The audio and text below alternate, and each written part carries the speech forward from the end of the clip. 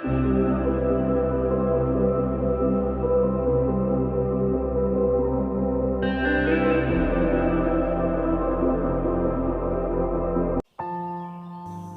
दोस्तों, सुनो कहानी चैनल में आपका स्वागत है। आज हम सुनेंगे मालती जोशी जी द्वारा लिखित कहानी कन्यादान।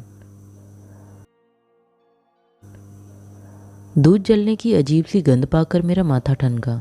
मशीन छोड़कर रसोई में झांका तो देखा दूध उफन उफन कर चूल्हे में जा रहा है और सुमी का कहीं पता नहीं। सुमी, मैंने चूल्हे से लकड़ी खींचते हुए आवाज़ दी। जब कोई जवाब नहीं मिला तो मैं अनायास ही बैठक की ओर मुड़ गई। सुम्मी खिड़की के पास खड़ी पलक सड़क की ओर निहार रही थी। तू यहाँ खड़ी है और उधर दूध? दीदी को शायद फिर कोई देखने आए हैं, उसने मेरी बात अनसुनी करते हुए कहा। अच्छा, अब तो मुझे भी कौतूहल हुआ। देखा दद्दू की आलीशान गाड़ी के साथ एक और भी खूबसूरत कार सड़क पर खड़ी है। योगेश कार के दरवाजे पर सबकी आगवानी कर रहा था और दद्दू सीढ़ियों पर हाथ जोड़े खड़े थे। जब सब लोग साथ वाले मकान में अदृश्य हो गए तो मैं वापस मशीन पर आकर बैठ गई। सुम्मी भी मेरे साथ चली आई, पर अब सिलाई में मन नहीं लग रहा था। लड़का कौन सा था री? वह नीले सूट वाला या हरे स्वेटर वाला? मैंने कहा। तुम भी माँ गजब करती हो। जीजी के लिए वह स्वेटर वाला कैसा लगेगा, ज़रा सोचो तो। सुम्मी ठीक ही कह रही थी। राजी के 5.5 फुट कद के सामने अच्छे अच्छे लड़के भी बोने लग उठते थे। कितनी ही जगह सिर्फ इसी कारण रिश्ता नहीं हो सका था। तब से लड़के की ऊंचाई का खास ध्यान रखा जाता था। सोचते सोचते मन हठात उदास हो आया। 2 साल पुरानी वह बात मुझे याद आ गई। कितना अच्छा घर था। लड़का इंजीनियर, बाप डिप्टी कमिश्नर। ऊंचाई 5 फुट 8.5 इंच थी। फिर भी राजी के सामने जरा सा लग रहा था और राजी ने मना कर दिया था। दूसरे दिन योगेश घर पर आया था। पहले तो उसने राजी को खूब कोसा था, फिर बोला, चाची जी, इतना अच्छा लड़का हाथ से जाने नहीं देना चाहते पिताजी। उन्होंने कहा है कि सुमी के लिए बातचीत कर ली जाए। अभी 2 दिन और वे लोग इस शहर में रहेंगे। देखने दिखाने का कहें तो इंतजाम भी हो सकता है। मेरे मुंह में तो जैसे पानी भर आया। बड़ी आशा से सुमी के पिताजी की ओर देखा, पर इन्होंने बड़ी विद्रूप मुस्कुराहट के साथ कहा था, योगेश, अपने पिताजी से कहना अपनी बेटी की झूठन यहाँ ना भेजे। सुम्मी का बाप अभी जिंदा है। योगेश अपना सा मुँह लिए लौट गया था। बड़ी शान से कह दिया था कि उसका बाप जिंदा है। बाप ऐसे ही होते हैं। 2 साल में कितने लड़के देखे हैं। दद्दू को देखो, सारा हिंदुस्तान छान मारा है। कहाँ कहाँ से लड़के ढूंढ लाते हैं, पर राजी की कुंडली में पता नहीं कैसे योग हैं। कहीं उसकी ऊंचाई आड़े आ जाती है तो कहीं डबल MA की डिग्री। कभी जीजी को घर पसंद नहीं आया, कभी राजी को वर, और दद्दू या योगेश फिर घूमना शुरू कर देते हैं। जब भी वे लोग कोई लड़का नापसंद कर देते हैं तो मेरा मन उस बच्चे की तरह दुखी हो जाता है जो खुद खरीद कर मिठाई नहीं खा सकता, दूसरों की फेंकी हुई उठा नहीं सकता और तरस कर रह जाता है। इन सब बातों को सोच सोच कर आजकल मेरी आंखें अपने आप ही भर आती हैं और किसी काम पर बैठना कठिन हो जाता है। ये तो दिन भर बाहर रहते हैं। दिन भर इतनी बड़ी लड़की आंखों के सामने रहने पर मेरी छाती में कैसा क्या होता है, इन्हें क्या पता। कहते हैं तुम नाहक फिक्र करती हो। आजकल तो 25 साल से पहले कोई लड़कियों की शादी की बात सोचता भी नहीं। ठीक है, लेकिन वे लड़कियां क्या दिन भर इस तरह घर में बैठी रहती हैं? लड़की को कॉलेज आप भेज ही नहीं सकते, खर्च नहीं पूरा उठा सकते, नौकरी नहीं करवाएंगे क्योंकि इससे आपकी बेइज्जती होगी। फिर वह बेचारी क्या करे दिन भर? माँ के साथ खाना बनवाए, सिलाई करवाए, या माँ, दद्दू आ रहे हैं। कौन? मैंने अपनी विचार तंद्रा से जागते हुए सुमी से प्रश्न किया। दद्दू आ रहे हैं, पिछले रास्ते से छत पर होकर आ रहे हैं। मैं तो अवाक रह गई। दद्दू पता नहीं कितने सालों बाद इस घर में आए थे। 4-5 साल पहले मुनीश बहुत बीमार हो गया था, तब आए थे बड़े डॉक्टर को लेकर। बहू, रसोई की चौखट पर खड़े होकर दद्दू ने आवाज़ दी। मैंने माथे तक पल्लू खींचकर उनके पाँव छुए और एक और खड़ी हो गई। बहू, जरा सुम्मी को तैयार करके मेरे साथ भेज दो। राजी को देखने ढेर सारे मेहमान आ गए हैं। उसकी माँ बाहर मेहमानों के पास बैठी है। योगेश की बहू रसोई में अकेली है। सुम्मी साथ रहेगी तो थोड़ा सहारा हो जाएगा, उन्होंने कहा। मैंने सुम्मी की ओर देखा। उसकी आंखों में इनकार साफ झलक रहा था। मैंने आंखों से उसे आदेश दिया और वह पैर पटकती हुई अंदर तैयार होने चली। दद्दू को मैंने एक मोड़ा खींच कर दिया और सुम्मी के पीछे पीछे चली आई, यह सोचकर कि ऐसा न हो सिलबिल से चली जाए और जीजी को उसका रिश्ता बताते हुए शर्म लगे। 4 औरतें बाहर की आई थी, क्या पता कोई घर देखने के बहाने रसोई तक भी आ जाए। सुम्मी तो जैसे भरी बैठी थी, मुझे देखते ही भड़क उठी। उनके सब नौकर चाकर मर गए क्या जो हमें याद किया है? हम नहीं जाएंगे। ऐसे नहीं कहते पगली, वे खुद चलकर बुलाने आए हैं। वैसे ही कोई ज़रूरत पड़ गई होगी, नहीं तो भला आज तक कभी ऐसा हुआ है? मैंने उसे समझाया। तब बड़े बेमन से उसने अपना संदूक खोला। मैं चुपचाप बाहर निकल आई। अपने मामा की दी हुई बैंगनी रंग की अंबिका सिल्क पहनकर जब वह बाहर आई तो गले में जैसे कुछ अटक सा गया। हाथ में, गले में, सारे शरीर पर कहीं सोने का एक तार भी नहीं था। फिर भी लड़की जैसे लक्ष्मी का रूप लेकर ही इस धरती पर आई थी। याद आया, यह छोटी थी तो दद्दू उसे राजलक्ष्मी की जोड़ी के लिए भाग्यलक्ष्मी कहते थे। राजी तो सचमुच राजलक्ष्मी है, पर मेरी यह अभागी बिटिया, वह नाम जैसे उसका उपहास ही बन गया था। दद्दू के साथ उसे भेजकर मैं पता नहीं कितनी देर सुम्मी की ही बात सोचती रही। वह पूरे 4 साल बाद उस घर में कदम रख रही थी। अलग होने के बाद इन 2 घरों में ही नहीं, हम लोगों के दिलों में भी दीवार खड़ी हो गई थी। तब से मैंने सिर्फ योगेश की शादी में ही वहाँ पाँव दिया था। उस समय भी उपेक्षा, अपमान और तिरस्कार की ऐसी सौगात पाई थी कि दोबारा जाने की इच्छा ही न हुई थी। फिर भी मैं होली, दिवाली, दशहरा और संक्रांति पर बच्चों को बड़ों के पैर छूने के लिए भेजती। राखी, भाई दूज पर लड़कों को अवश्य भेजती, जिससे कोई यह न कहे कि देने के डर से मुँह छिपा गए हैं। दिया हुआ सब दुगना करके योगेश, लोकेश सुमी के बहाने लौट आ जाते। अजीब से संबंध हो गए थे, न छोड़ने बनता था न निभाते। जैसे जैसे बच्चे बड़े होते हुए समझने लगे कि उस घर में वे लोग हिकारत से देखे जाते हैं। सबसे पहले सुमी ने वहाँ जाने से इनकार किया। दूसरे वर्ष मुनीश ने भी उसका अनुकरण किया। गिरीश और सतीश तो अभी छोटे थे, पर इस साल से हरीश भी विद्रोह दल में शामिल हो गया। और कोई बुलाने आता तो सुमी आज भी न जाती। पर दद्दू की बात और थी, उनकी बात टाली नहीं जा सकती थी। उनके लिए सबके मन में एक ऊंचा आसन है। बंटवारे के बाद भी उस स्थिति में फ़र्क नहीं आया। ये मुंह से चाहे जो भी कहते रहे, दद्दू की बात टाल दे ऐसा साहस इनका भी नहीं था। और झगड़ा दद्दू से था ही कब, बैर तो देवर भाभी के बीच था। दद्दू उतने ही निरी थे जितने कि मैं, और इस रोज़ रोज़ की खटपट से उतने ही त्रस्त भी। जीजी यह देखकर चिढ़ती थी कि लाला जी दिन भर बैठकर ताश खेलते हैं या सिगरेट फूंकते हैं, खानदानी कारोबार में जरा भी हाथ नहीं बटाते। साल 2 साल बाद घर में एक प्राणी की वृद्धि करना ही उनके पुरुषार्थ की सीमा है। देवर को यह कोफ्त होती थी कि भाभी ठसक किसे दिखाती है, वे किसी और का नहीं अपने बाप का माल खा रहे हैं। पर कौन समझाता कि बाप की कमाई कोई ज़िंदगी भर बैठकर नहीं खा सकता। और दद्दू न होते तो घर की ईंटें तक बिक गई होती। और फिर एक दिन विस्फोट हो ही गया था। कारण चाहे जो भी रहा हो, सालों से सुलगती आग को बाहर आने का मौका मिल गया। कहनी अनकहनी सारी उस दिन जुबान पर आ गई थी, और यह बात भी कि अब आगे साथ रहना नहीं हो सकता। दद्दू उस दिन भी बिल्कुल शांत बने रहे। तूफान थमने के बाद भाई को बुलवाकर उन्होंने नकदी, सोना, चांदी सबका बराबर हिस्सा संभलवा दिया।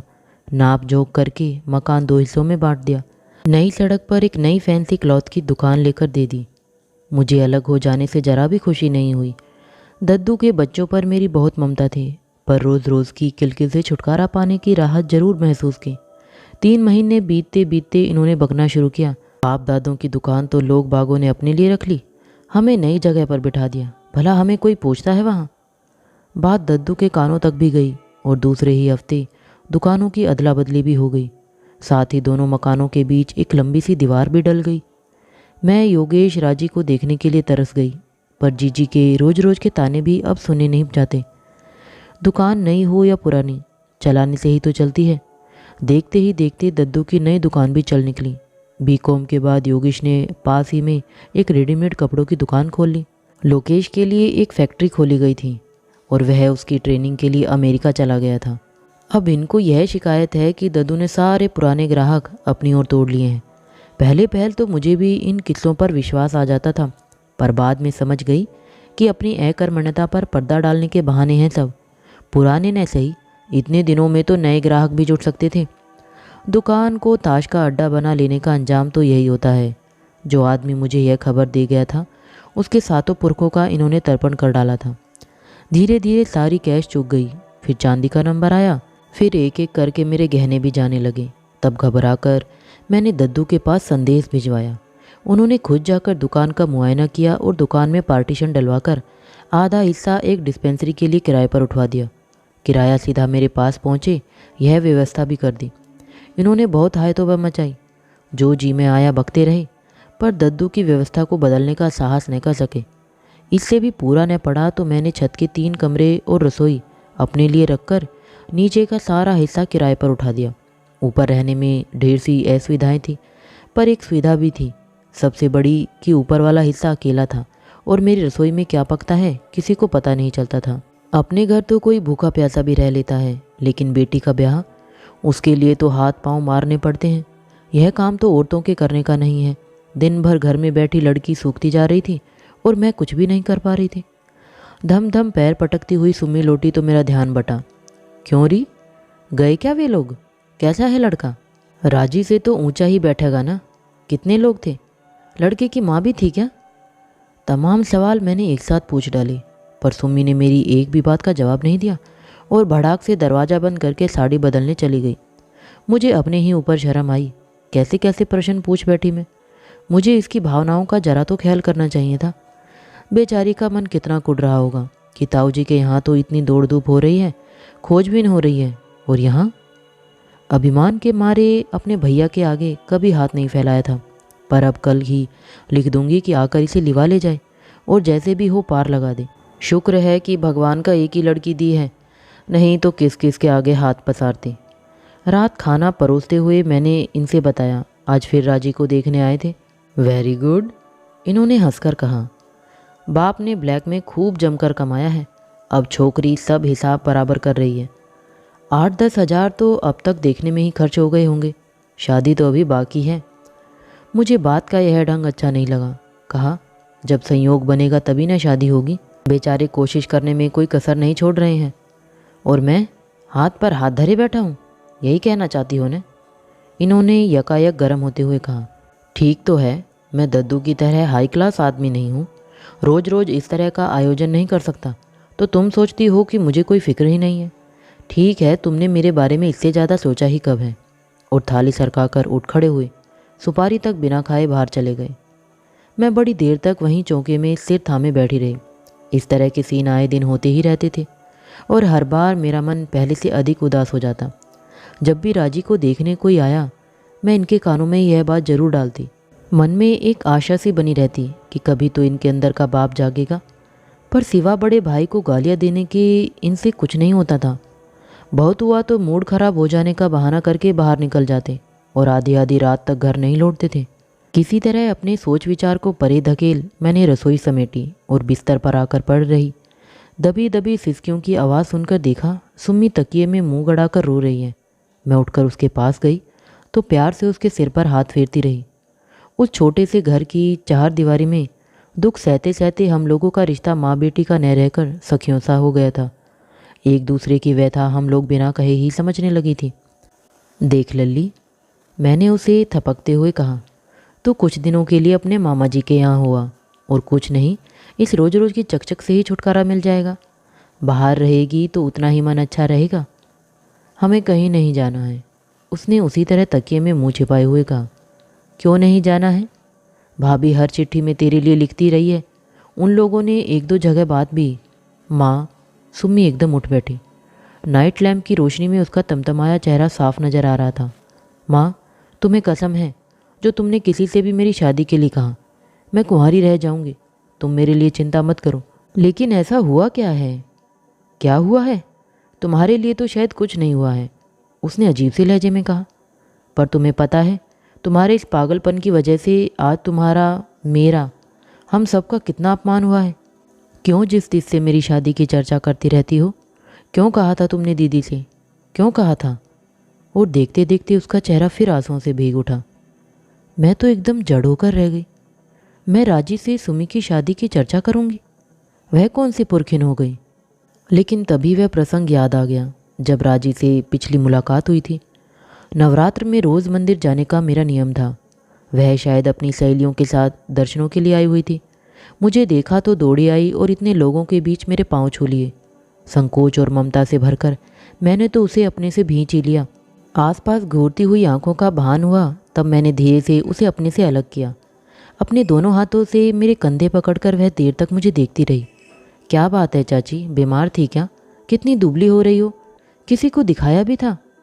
देखते देखते वह बचपन वाली राजी बनी जा रही थी और मुझे रोना आ रहा था। उसे बीच ही में टोक कर मैंने कहा, मुझे कुछ नहीं हुआ है लल्ली, बहुत दिनों बाद देख रही हो ना, इसलिए ऐसा लग रहा है। बेकार की बातें रहने दो चाची, तुम सचमुच बीमार हो या छिपा रही हो? इतनी दुबली तो कभी नहीं थी। बताओ, मेरे सिर पर हाथ रख कर कहो कि तुम बिल्कुल ठीक हो। दो दो लड़कियां घर में बैठी हैं, यह मेरे मर जाने के ही तो दिन है। क्यों? मैंने प्यार से उसके गाल पर थपथपाते हुए कहा। यही तो अन्याय है, सारी चिंता तुम लोग अपने सिर पर ले लेती हो और फिर लड़कियों की हालत देखो क्या हो जाती है। और उसने अपने भरे पूरे शरीर की ओर देखकर मुंह बिचका दिया। लौटते हुए सारे रास्ते मेरी आंखों के सामने राजी का गदराया बदन और खिला खिला चेहरा घूमता रहा। और मेरी सुम्मी दिन भर घर की चार दीवारी में कैद, माँ की गृहस्थी का भार ढोती हुई, माँ का दुख बटाती हुई सूखती जा रही है, कुम्हलाती जा रही है। और सुम्मी कहती है मैंने राजी से सुम्मी की शादी की बात की थी। शायद मजाक में कही हुई उस बात में अनजाने ही मेरी व्यथा, मेरी चिंता उभर आई थी। मुझे ज़्यादा सोचना नहीं पड़ा। कुछ शांत होने पर खुद सुम्मी ने ही धीरे धीरे सारी बात बतला दी। मुझसे मिलने के बाद राजी ने एक दिन दद्दू से चुपचाप कह दिया था कि चाची सुम्मी की शादी की चिंता में सूखती जा रही है। दद्दू खुद भी चिंतित थे, पर एक बार अपमानित हो जाने के कारण इस झमेले में पड़ना नहीं चाहते थे। एक बार राजी को देखने जो लड़का आया था वह शहर में अपनी फूफी के यहाँ ही रुका हुआ था। शाम को जो लोग बाग आए थे उनमें लड़के का फुफेरा भाई भी था, वही स्वेटर वाला। सब लोगों के साथ यह बात उठी कि यह लड़का सुम्मी के लिए ठीक रहेगा। योगेश पर मेहमानों का भार छोड़कर दद्दू चुपचाप पिछले रास्ते सुम्मी को बुलाने आए थे। वे जानते थे किसी और के बुलाने पर वह आएगी नहीं। सुम्मी को सीधे ड्राइंग रूम में ले गए। सबसे परिचय करवाने के बाद उसे राजी के पास बैठा दिया गया था। राजी ने फुसफुसाकर उसे बता दिया था कि वह स्वेटर वाले को अच्छी तरह से देख ले। यहाँ तक तो सब ठीक ही हुआ था। उन लोगों के जाने के बाद सुम्मी आने ही लगी थी कि राजी ने हाथ पकड़कर रोक लिया था। बरसों बाद मिली थी वे, और उन लोगों के सामने बातचीत जरा भी नहीं हो पाई थी। गपशप और नाश्ते में दोनों बहनें डूबी हुई थी कि सामने वाले कमरे से सास बहू की बातचीत सुनाई दी। लड़की तो लाकर दिखा दी, पर यह भी सोचा है कि कितनी ऊंची उड़ान है, जीजी कह रही थी। लेना देना तो अलग, उन लोगों के रुतबे के लायक इत्रपान भी हो सकेगा। वे दिन गए जब लोग खानदान भर देखकर लड़की ब्याह लेते थे। तो परवाह क्या है माता जी, योगेश की बहू ने कहा। जब ताऊ जी ने इतना कर दिखाया तो शादी कर पाने का जिम्मा भी उनका ही रहा। दद्दू शायद आसपास ही कहीं थे, गरज कर बोले, बहू, शादी का खर्च चाहे सुम्मी के ताऊ जी उठाएं या उसके पिताजी, तुम्हारे पियर से कुछ नहीं मांगेंगे, इत्मीनान रखो। इसके आगे सुम्मी सुन नहीं सकी थी और राजी का हाथ छुड़ाकर भाग आई। सारी बात सुनकर समझ में नहीं आया कि मुझे खुश होना चाहिए या उदास। दद्दू के लिए जरूर श्रद्धा उमड़ आई।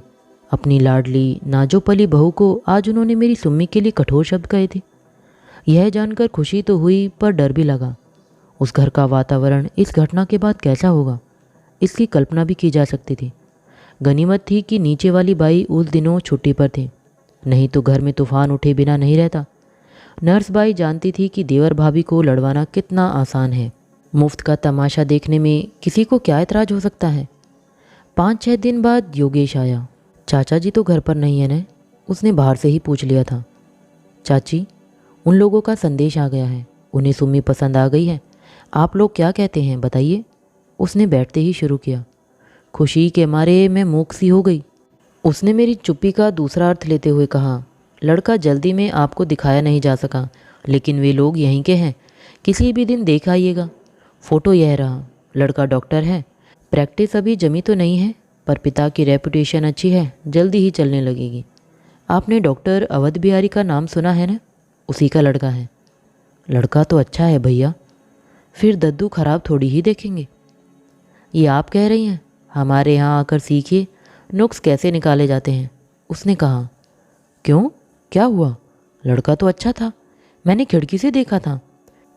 मैंने अपनी ताक झाक वाली बात कह दी थी और झेंप गई, पर योगेश अपनी ही धुन में था। बोला, इस बार जानती हैं क्या हुआ? लड़के का इंटेलेक्चुअल स्टैंडर्ड नहीं जमा मेम साहब को। वह मिलिट्री का जवान है, बीएससी पास है, पर इनकी तरह लेक्चर नहीं झाड़ता ने, इसी से इन्हें पसंद नहीं आया। मैंने तो चाची आज ही 2 दर्जन जूतों का ऑर्डर दे दिया है। राजी पर इतना गुस्सा आया। पिता और भाई 5 साल से परेशान हो रहे हैं, पर इनके मिजाज ही नहीं मिलते। मेरी सुम्मी की सी दिशा होती तो पता चलता। रात मैंने किस उत्साह से इन्हें यह खबर सुनाई। इस बार झूठन वाला मामला नहीं था, लड़का सुम्मी के लिए ही देखा गया था। फिर भी इन्हें बिगड़ना था सो बिगड़े भी। वाह, बड़ी जल्दी याद आया कि लड़की के बाप भी हैं, उसे कसना चाहिए। उनसे कहो इतना किया तो कन्यादान भी कर दे। लड़की उन्हें पसंद आने से ही हो जाएगा, हमें भी तो लड़का पसंद हो। लड़का अच्छा है, मैंने देखा है, शहर ही में तो है, आप जाकर देख आइए। पर घर आया इतना अच्छा रिश्ता मैं जाने नहीं दूंगी, मैंने अनुनय के स्वर में कहा। जाकर देखाने से ही सब कुछ हो जाएगा? और उन लोगों ने मुंह फाड़ कर कुछ मांगा तो क्या करूं? घर लौट आऊं या नदी में डुबकी लगा जाऊं? उस दिन पहली बार मन में उनके लिए तिरस्कार जागा। जब भी कोई समस्या सामने आई कि मरने जीने की बातें करने लगेंगे। लेकिन हर बार की तरह यह समस्या तो समाप्त होने वाली नहीं थी। यह तो लड़की की तरह दिनों दिन बढ़ती ही जाती। उस दिन मैंने खूब जली कटी सुनाई, न बच्चों का ख्याल किया न पड़ोसियों का। पर इतने दिनों से संचित सारा रोष उड़ेल देने के बाद भी मन हल्का नहीं हुआ, उल्टे और भारी हो गया। यह घर बेच दीजिए, एक बार वह घर से चली जाए तो मैं बच्चों को लेकर सड़क पर भी रह लूँगी, मैंने आखिर में कहा। पर कहते याद आया यह घर भी कहाँ अपना था, आधे से ज़्यादा तो रहन पड़ा था। थक हार कर मैं जाकर अपने बिस्तर पर लेट रही। क्या पाप किया था मैंने जो जिंदगी भर इस अकर्मण्य आदमी के पल्ले बंध गई थी। गरीबी से मुझे डर नहीं लगता, अपने पति का साथ हो तो झोंपड़ी भी अच्छी लगती है, नमक रोटी में भी स्वाद मिलता है। फिर 10वीं तक पढ़ी हुई थी मैं, इनकी रही सी ख्याली आड़े नहीं आती तो गृहस्थी का बोझ उठाने के लिए नौकरी भी कर सकती थी। दुख का बोझ अगर बांट लिया जाए तो इतना भारी भी नहीं लगता। पर इन्होंने जिंदगी भर क्या किया, सिर्फ दूसरों को कोसा ही है। कभी दद्दू को कि इन्होंने ठग लिया मुझे इसलिए कि मेरे आते ही लक्ष्मी उनसे रूठ गई थी।